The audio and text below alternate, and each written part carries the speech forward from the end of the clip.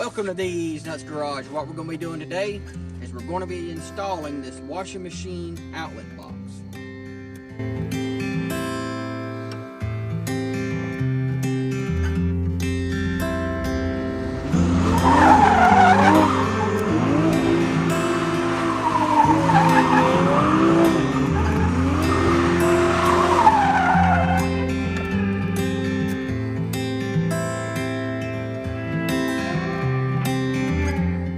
Alrighty, so today what we're going to be doing is installing this Oxbox washing machine outlet box from Sioux Chief. Now, this is basically if you go into your laundry room and you look in the wall and you see where your washing machine drain hose goes, that's going to be this side of the box right here. And then where your hot and cold water comes out of the wall, that's going to be this side over here. Now, this has many different ways that you can install it as far as how you want your pipes ran and things like that, and it's all listed here on the back of this box. So if you're at your local Lowe's or big box store, I bought this at Menards, you can go check this out and what's on the back of it. Okay, you can look at that real quick. Now, I'm using PEX-A freshwater lines or pressure lines in my home, and here in a minute I'll show you the difference between PEX-A and PEX-B pipe as far as their flexibility goes. But this right here, this box is made just for PEX-A. And down here it says F1960 PEX connections with many resters. And the resters are the little things at the top of these valves, and I'll show you that here in a minute. So if you're using PEX-B, you're going to need to make sure you find the correct box for your application for PEX-B. The numbers are different. Also, this has copper lines, it also has plastic lines, and different types of boxes that look the same. They just use different pipes coming in. Now, I do believe that this is a 2-inch drain line on the drain side, because your washing machine has to have a 2-inch drain coming out of it. So this is going to be standard amongst all of your, I'll call it drain, waste, and vent plumbing. So you'll be able to use this for, like I said, all 2-inch pipes, I believe. So let's go inside in here and I'll show you where I'm going to install it real quick. And I'll also take it out of the box and show you how it fits together and how we're going to mount it to the. All right, so let's talk about PEX-A versus PEX-B pipe. Now, don't look at the colors of these pipes, but I got 2 different colors. And when I run this house, I'll be using red and blue PEX pipe. Just so if somebody gets in here and starts working on something later on down the road, they'll instantly be able to tell by the color of the pipe whether it's a hot or cold line. Now, this red pipe is PEX-B 1/2 inch. And you can tell that it's pretty much straight, and you can bend it fairly good. And I think at the store, you can actually get 90-degree turns, so that way you can slowly bend this. And you can see I'm bending it, but you have to take your time. And then, you know, that's about as far as it's going to turn. And it's pretty rigid as far as the way it's shaped. And a lot of times what people do with PEX-B is they do a trunk and run system, and they use the little crimps that crimp onto these and hold it all together. Now, like I've stated in previous videos, my whole point with doing PEX-A is because it's very flexible. I mean, this is, you just leave it sitting around and it wants to just curl up, and it's just really a lot more flexible than the B. And my whole intention in getting this is so that way I can make tighter turns before it ever crimps. So I can basically do a U-turn like that, because I'm going to be running it through a lot of tight spaces. And my plan is to have 0 fittings between my manifold and my fixture. So I'm going to be pulling this as one solid piece through my entire house to get to, say, the bathroom upstairs over there. It's going to be a continuous run of this. And the reason why is because every time you have a fitting in your pipe, that's one more place that you can have a leak. Those fittings can break.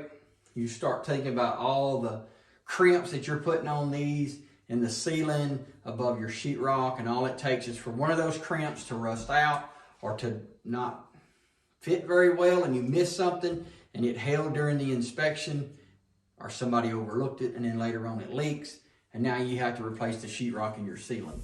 So that's kind of my point with using PEX-A. It's a little more, the system that I'm using is a little more, but being that I'm doing the work myself, I'm saving some money. So this is the PEX-A, like I said, and the box that I have is also just for PEX-A. All right, so I've taken this box out of the box that it came in, and this is what it's gonna look like in your wall. Now basically on the left here, we have our drain for our washing machine, and on the right here, we have our water faucets for our hot and cold. So this little things coming up above are the mini resters. I think it's how I'm supposed to say it. And basically what that does is that takes the noise out of your water lines. Like when the washing machine gets done filling up the washing machine, it shuts the water off. Well, it shuts it off so fast that it can cause you to have noises in your water lines by them kind of popping around. So what that is basically a shock absorber for your hot and cold water coming into these faucets. Now, I'm going to take these apart.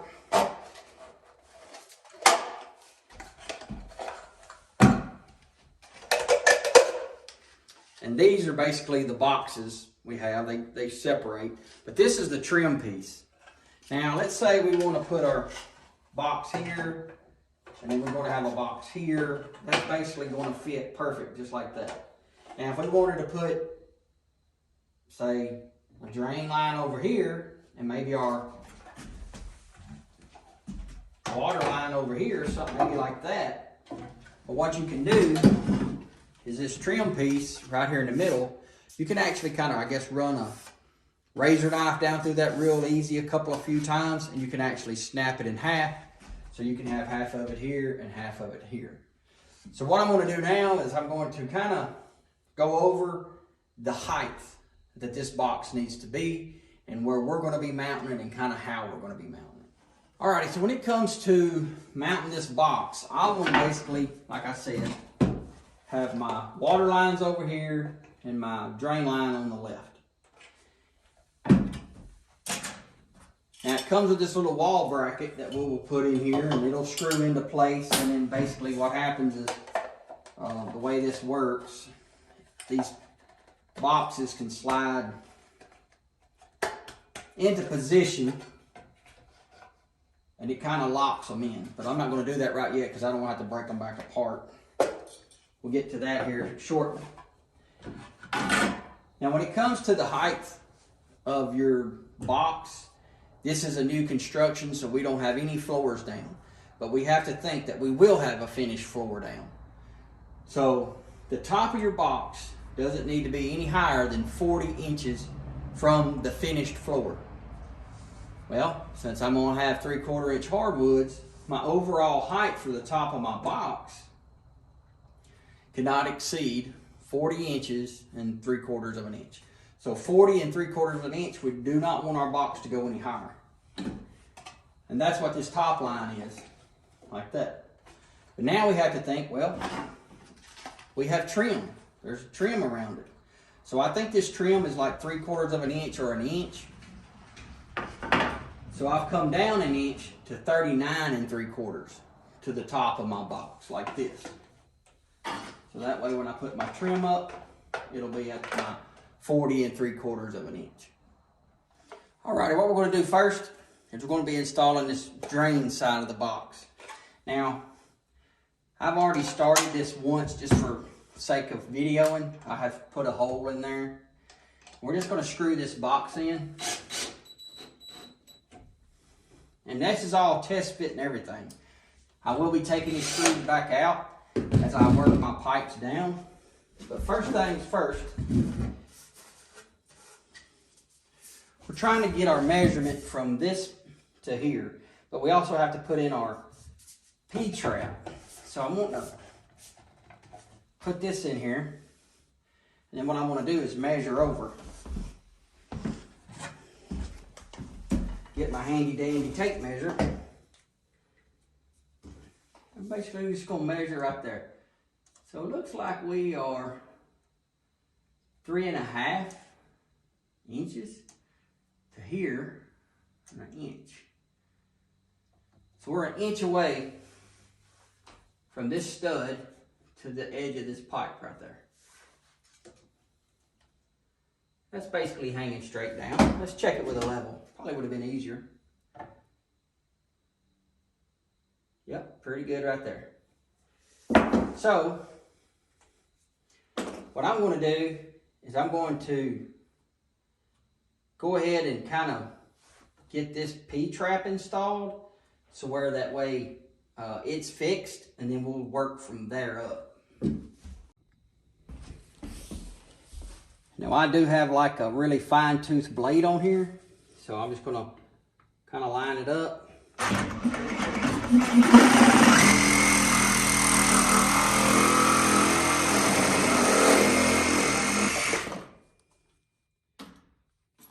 Clean off the burrs real quick. And I will be cleaning this up just a little bit better. Alright, so we have our P-trap like this. We'll make sure everything's fit together really well, and then we'll, you know, come back in here.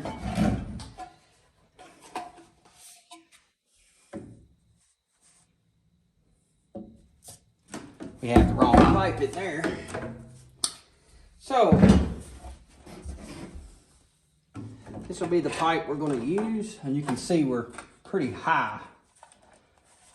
So what I'm going to do is, like I said, let's go ahead and get all this glued and squared in the way it should be, and then we'll work our way up. Alrighty, so what I'm going to do is I have some sanding paper. I'm just going to kind of trying to deburr it a little bit, just working my way around.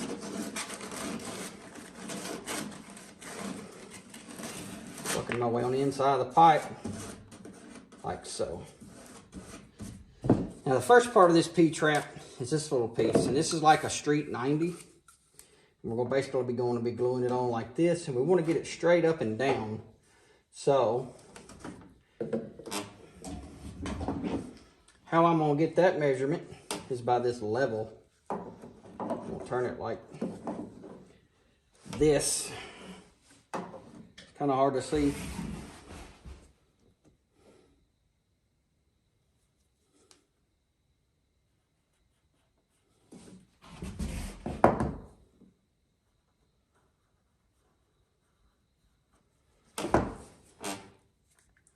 So on this street 90 at the very top,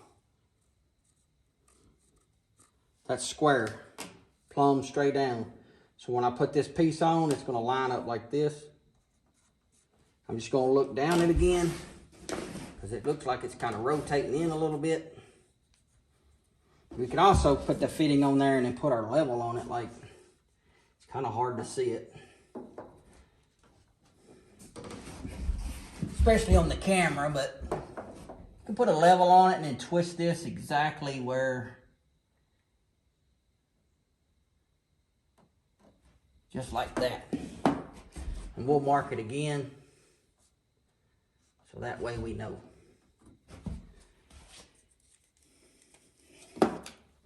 And then this piece,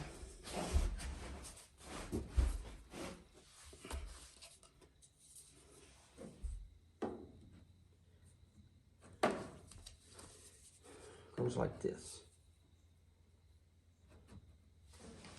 And once again, it also has your little marks on it here and here.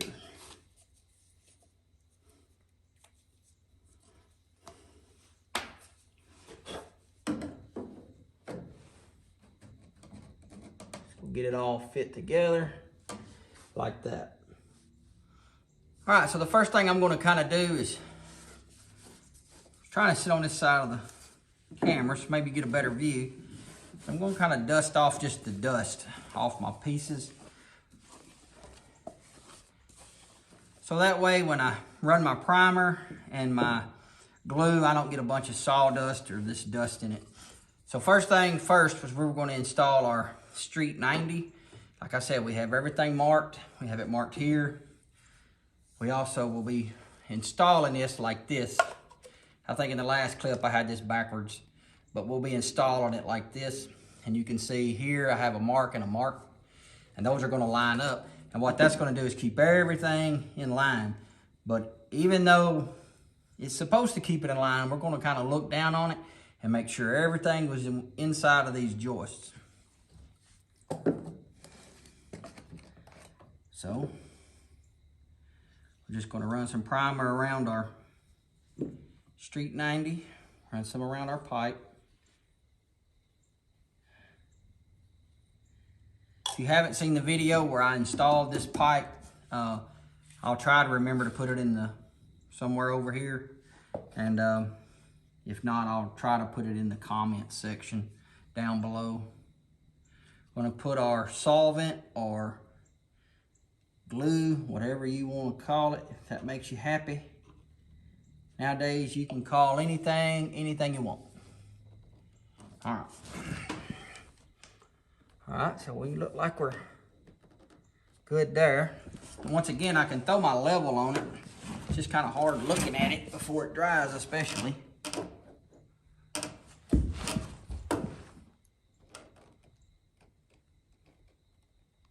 There we go. We also want to push this fitting in, make sure it's in there real good.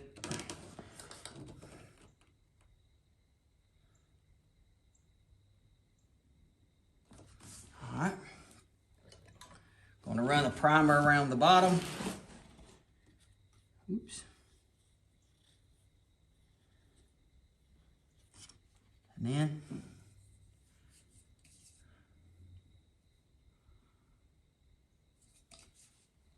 we'll run our primer around the inside of this piece of the pipe. Run our glue around.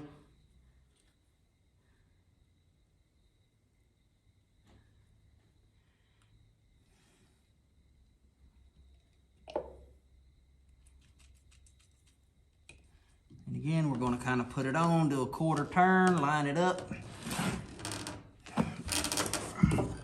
Hold the pieces together like so. Now what we'll do is we'll let this dry. We'll reinstall our drain box, and then we'll get us a measure between the bottom of our drain box into side of this pipe here. All right, so now we have reinstalled our drain box, and all we're going to do is just kind of butt up our tape measure to the inside of this, which it looks like it's 3/4 up in there. We're just going to kind of run it down here, and it looks like we are at 26 3/4 for the length of this pipe. So what I'm going to do is I'm going to go out here and cut me a piece of pipe and clean it up, and then I'll show you how we're going to install it. All right, so we removed our box again for the 100th time. What I'm going to do is I've cleaned up the bottom of this pipe. If you can see these lines, we're just basically going to stick that in here. And then right here is a little notch. Pressing it down. Basically just going to stick our box up here, get it pressed down where it's supposed to go. And make sure it lines up with our drill holes from our screws. So that's where this is going to go. And what I'm going to do now is mark it. I'm going to make a little line there, a line here, and a line here. Because what I'm going to do is I'm going to take this apart, and we're going to glue the box to the pipe first, and then it'll dry. And then we'll come in here, put our primer and our solvent down here, and we'll basically just kind of insert it like this, wiggle it to where it's supposed to be, and we'll turn it right into place. Alrighty, so let's get our primer over here.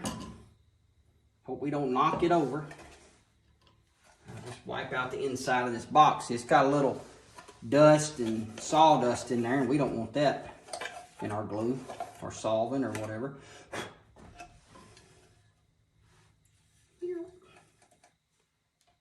That, but you run it around our pipe like so. Grab our glue, solvent, whatever you want to call it. Run it around inside our box. And then we're just going to line up quarter turn, give her a good working, and end it just like that.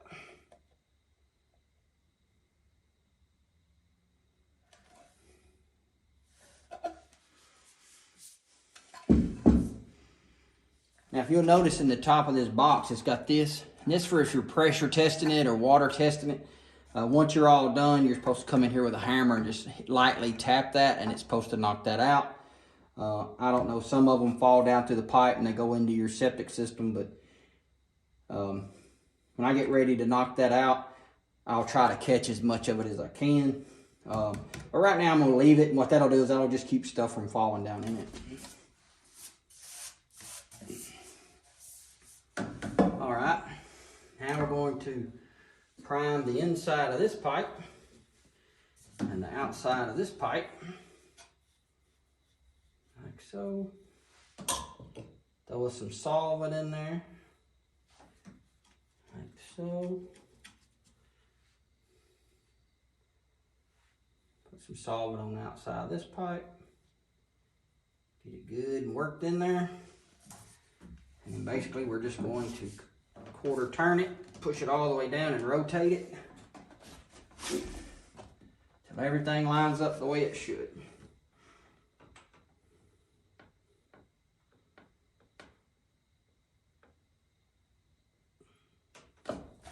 Alright, now we'll throw our 2 screws back in it.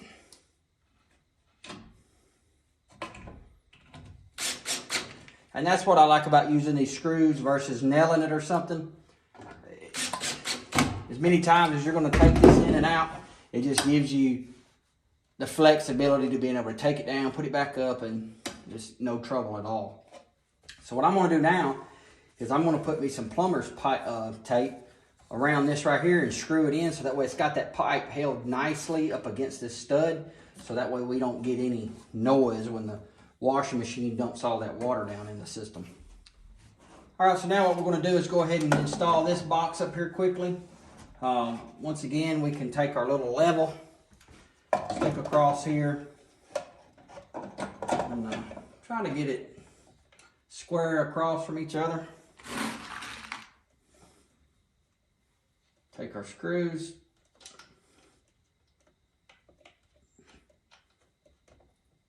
try to get them started.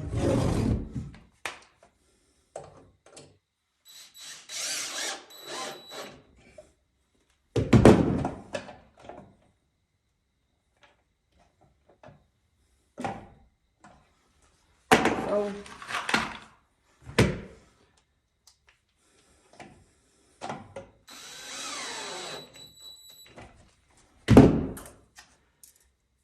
and then we have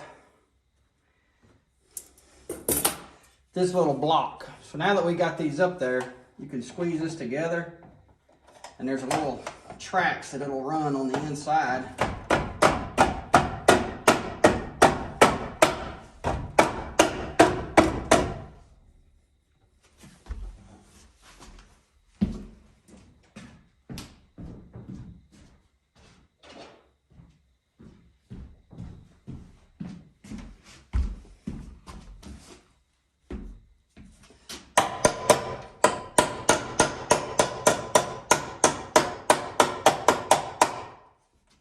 That helps kind of stiffen it up. We're going to run 3 screws in it.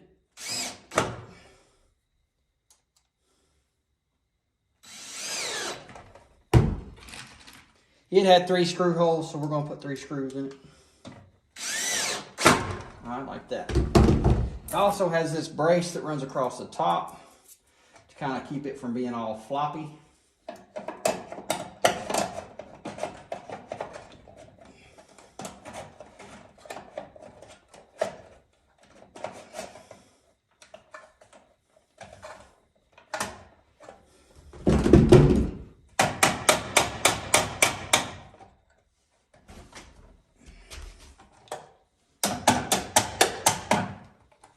Something like that, maybe.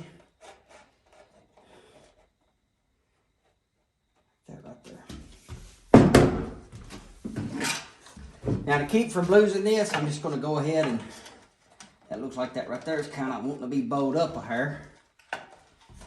You can kind of see how it's doing this. Let's take these two screws out right here. Let this box relax a little bit on this metal bracket.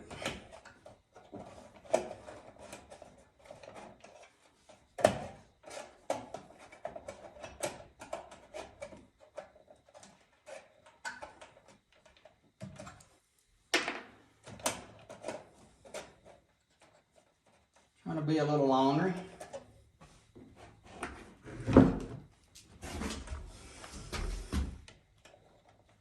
Now let's try to pull it in a little bit.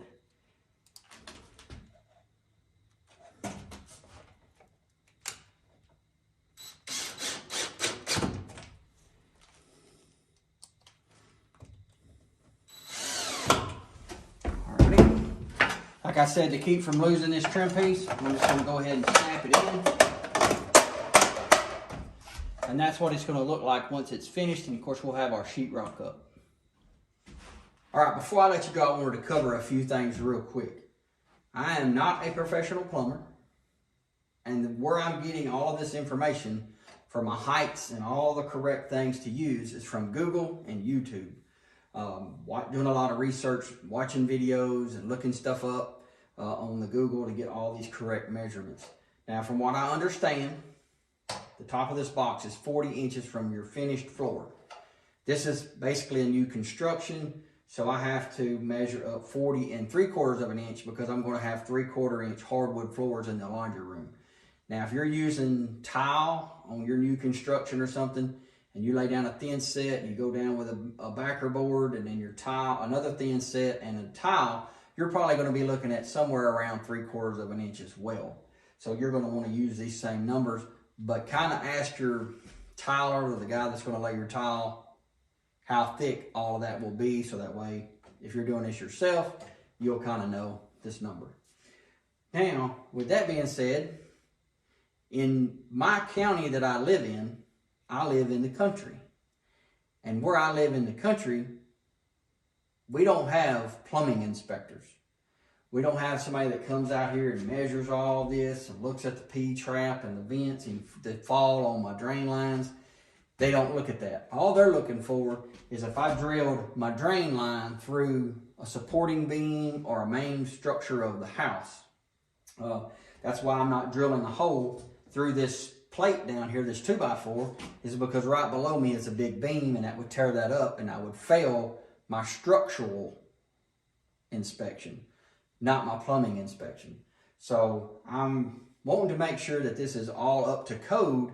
That way, in case in the future they ever did start applying those codes in our area, and I had to do some work on the house and the inspector come out and he looked at it, he would say, oh, what I can see looks like it's done correctly. So make sure that you check with your local building codes and inspectors and whatever, that you're doing the plumbing the right way, because the worst thing to do is having to come out and cut this stuff out. So that's basically going to be the end of this video. Now, if you're a professional plumber and you see that I'm doing something incorrect, please comment down below, because not only are you helping me correct a problem before I sheetrock the walls, but you're also helping people who are trying to learn this and maybe are trying to do it themselves. You're helping them as well. So with that being said, if you liked the video, give it a big thumbs up. If you're a professional plumber, give yourself a big thumbs up, because y'all do such great work. And comment down below, share this video, and subscribe to the channel. If you haven't subscribed to the channel, please do so now, because that's helping our channel grow. The more we grow, the quicker we'll get this house done. So with that being said, y'all have a blessed day, and I'll see you in the next video.